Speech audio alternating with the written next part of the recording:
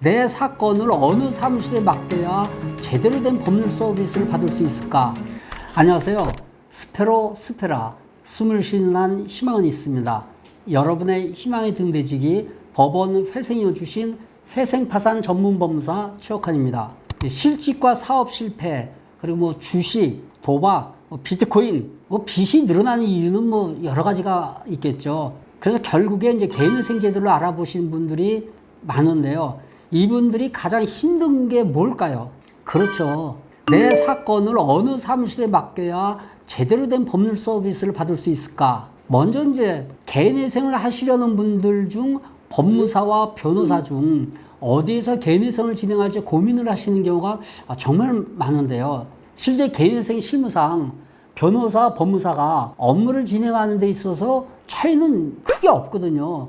근데 제가 그동안에도 수차례에 걸쳐서 제 영상에서 말씀을 드렸는데요. 소송 절차의 경우에는 법무사는 법정에 출석을 해서 채무자를 대신해 진술할 수 있는 권한이 없습니다. 근데 일부 사무실에서 만약에 법무사에서 개인회생을 진행하는데 해결을 해야 될 다른 법률 문제가 있을 경우에는 변호사를 이제 따로 선임을 해야 한다고 이렇게 말들을 하고 있거든요.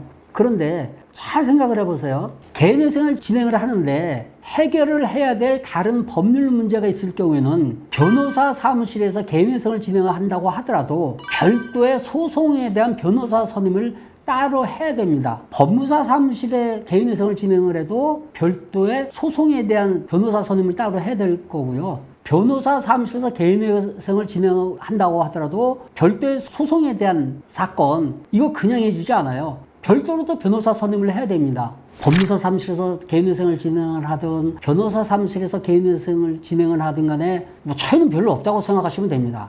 그러면 결국에 어떤 사무실에 내 개인회생 사건을 맡겨야 할까요? 그렇습니다. 한마디로 오랜 기간 한 자리에서 개인회생을 전문적으로 처리하고 있는 사무실에 맡겨야 하겠구나. 어때요? 감이 오셨을 겁니다. 최혁환 법무사는 법원에서 회생위원 업무를 담당하면서 수많은 사건을 처리한 경험이 있거든요. 또 이제 법원 공무원 퇴직하고 나서 법무사를 하면서 마찬가지로 개인회생 사건을 처리하면서 실무에서 발생할 수 있는 다양한 사례에 대해서 논문도 발표한 적이 있습니다. 또 지금도 계속 공부를 하고 있고요. 저 최혁환 법무사는 개인회생을 신청을 하고 인가 결정까지 받을 수 있도록 최선을 다하고 있습니다. 인가 받고 나서 끝이 아닙니다. 인가 후에도 3년 36개월 또는 5년 60개월 면책 결정을 받을 때까지 지속적으로 도와드리고 있습니다. 과중한 채무에 시달리는 채무자분들이 개인회생 제도를 통해서 빠른 시일 내에 사회 구성원으로 복귀할 수 있도록 끝까지 함께하는 저 최혁환 법무사와 함께 힘든 시기를 잘 이겨내시길 바랍니다. 지난 9월 5일자 서울회생법원과 서울지방변호사회 간담회가 있었는데요. 그날 간담회에서 나온 법원의 요청사항이 있었습니다. 신청 대리인이 파산 절차 신청 과정에서 주의할 몇 가지 사항이 있었는데요.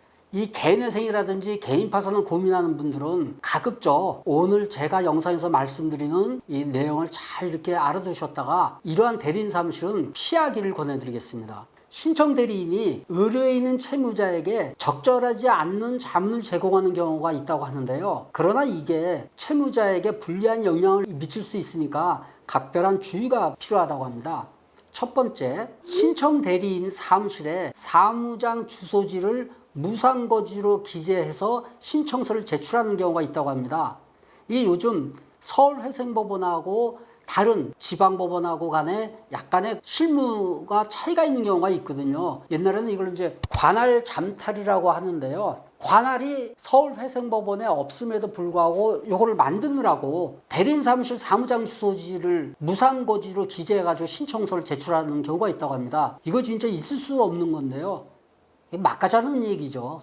그 두 번째, 신청 대리인 사무실 사무장의 권유에 따라서 파산 신청을 하기 전에 보험 계약을 해약하거나 변경하여 불이익하게 처분하는 경우도 있다고 하는데요. 이거 다 법원에서 밝혀냅니다. 이 파산관제인이 그냥 놀고 먹는 분들이 아니에요. 이거 철저하게 다 조사합니다. 큰일 날 짓입니다, 이거는. 세 번째, 신청 대리인 사무실에서 이 개인 채권자를 고의로 누락하도록 권유하거나 신청 대리인도 개인 채권자가 있는 것을 알면서 누락하고 채권자 목록에 아예 기재하지 않는 경우까지 있다고 합니다. 이것도 진짜 말이 안 되죠. 네 번째, 신청 대리인이 채무자에게 파산 신청 비용이 있죠. 변호사 보수.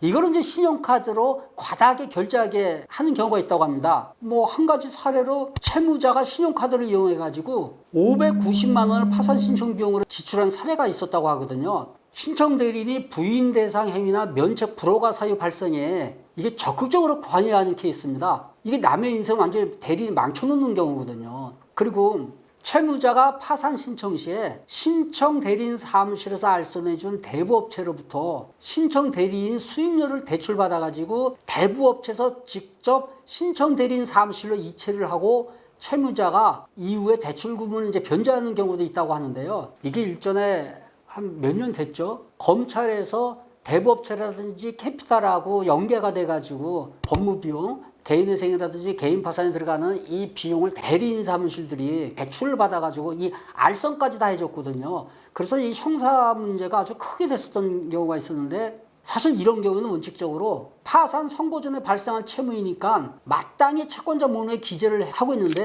누락을 하고 있거든요. 따라서 이거는 사실 채권자 목록에 고의로 누락한 겁니다. 면책 불허가 사유에 해당할 뿐만 아니고요. 파산 신청 과정에서 새로운 그 높은 이율의 채무가 발생하지 않습니까? 그러니까 파산의 취지에도 어긋나는 행위로 이렇게 볼 수가 있는 겁니다. 이런 행위가 아직까지도 안 없어지고 존재하고 있다는 거에 대해서 진짜 놀랄 수밖에 없고요. 자, 회생법원에서도 이렇게 당부할 정도가 되면은 그 심각성이 상당히 높다고 이렇게 생각이 됩니다.